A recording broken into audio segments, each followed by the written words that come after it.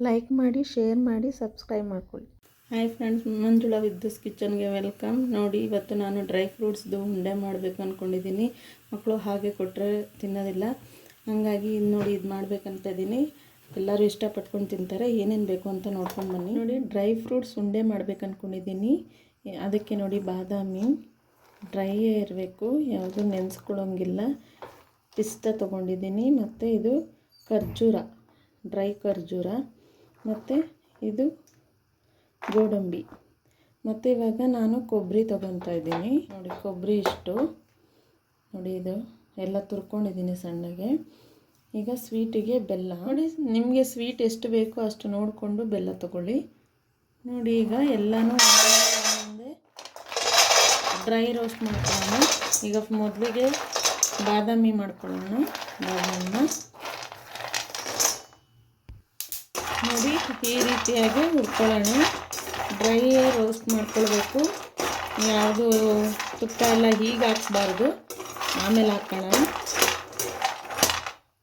ನೋಡಿ, ಇದಾಗಿದೆ. ಇವಾಗ ಪ್ಲೇಟಿಗೆ ಎತ್ಕೊಳ್ಳೋಣ.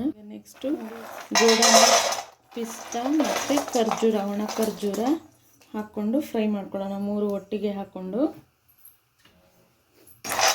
ನೋಡಿ ಈ ರೀತಿಯಾಗಿ ಫ್ರೈ ಮಾಡ್ಕೊಳ್ಳೋಣ. ನೋಡಿ, ಇದಾಗಿದೆ. ಇವಾಗ ನೋಡಿ ಇಷ್ಟಾಗಿದೆ, ಸಾಕು. ಈಗ ಇದನ್ನು ಎತ್ಕೊಳ್ಳೋಣ. ನೋಡಿ, ಈಗ ಕೊಬ್ಬರಿ ಹಾಕ್ಕೊಳ್ಳೋಣ. ಕೊಬ್ಬರಿ ಸೀದೋಗ್ಬಿಡುತ್ತೆ, ನೋಡಿಕೊಂಡು ಹುಷಾರಾಗಿ ಲೈಟಾಗಿ ಬಿಸಿ ಮಾಡಿಕೊಂಡು ಎತ್ತಿಬಿಡಿ. ನೋಡಿ, ಈಗ ಸಾಕು. ಇದು ಕೊಬ್ಬರಿ ಆಗಿದೆ. ಈಗ ಜಾಸ್ತಿ ಮಾಡ್ಕೊಳಕ್ಕೆ ಹೋದರೆ ಸೀದೋಗ್ಬಿಡುತ್ತೆ, ಸಾಕಿದು. ನೋಡಿ, ಬೆಲ್ಲನ ನಾವು ಫ್ರೈ ಮಾಡಿದ್ರೆ ಮತ್ತು ಅದು ಪಾಕ ಬಿಟ್ಕೊಬಿಡುತ್ತೆ. ನಾವು ಹೀಗೆ ಕೊಬ್ಬರಿ ಜೊತೆ ಹಾಕ್ಕೊಂಡು ಮಿಕ್ಸಿನಲ್ಲಿ ತರಿ ಮಾಡ್ಕೊಳ್ಳೋಣ.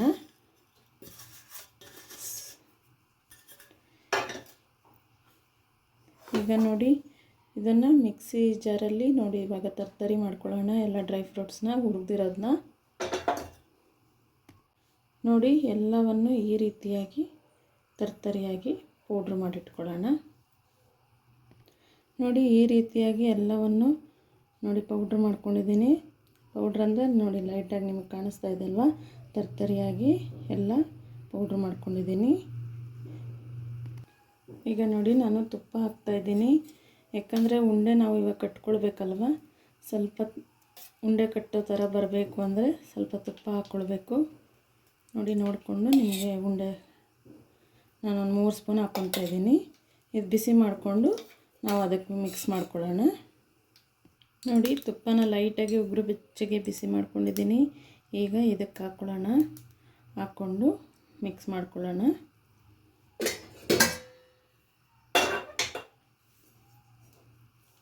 ನೋಡಿ, ಈ ರೀತಿಯಾಗಿ ಬಿಸಿ ಇದರಲ್ಲೇ ಮಿಕ್ಸ್ ಮಾಡ್ಕೊಂಬಿಡೋಣ. ಮಿಕ್ಸ್ ಮಾಡಿಕೊಂಡು ಉಂಡೆಗಳನ್ನ ಕಟ್ಕೊಳ್ಳೋಣ. ಈಗ ನೋಡಿ, ಈ ರೀತಿಯಾಗಿ ಉಂಡೆ ಕಟ್ಕೊಳ್ಳಿ. ಎಲ್ಲವನ್ನು ಅಷ್ಟೇ. ನಿಮಗೆ ಉಂಡೆ ಈ ಥರ ಬರಬೇಕು ಅಂದರೆ ಸ್ವಲ್ಪ ತುಪ್ಪ ಜಾಸ್ತಿ ಹಾಕ್ಕೊಳ್ಳಿ. ನೋಡಿ, ಈಗ ರೆಡಿಯಾಗಿದೆ ಉಂಡೆಗಳು. ನಾ ಮಾಡಿರೋ ತಿಂಡಿನ ನೀವು ಟ್ರೈ ಮಾಡಿ ಹೇಗಿದೆ ಅಂತ ಕಮೆಂಟ್ ಮಾಡಿ ಹೇಳಿ ಫ್ರೆಂಡ್ಸ್.